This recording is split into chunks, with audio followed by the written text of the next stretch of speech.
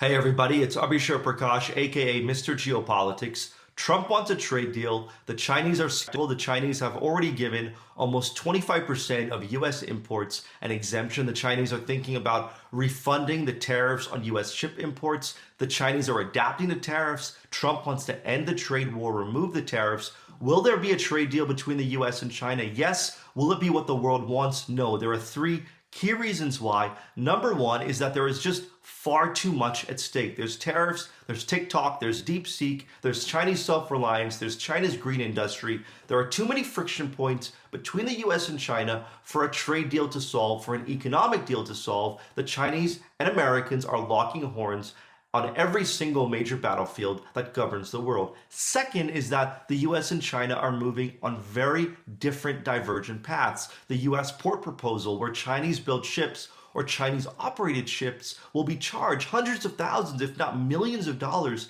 every time they dock at US ports, or China moving away from US equities, building a new relationship with Kenya and Vietnam. This is the new geopolitical trajectory of the US and China. A trade deal will not reverse these permanent steps, these permanent fault lines in the world. And lastly, is that there's just far too much happening with other countries too.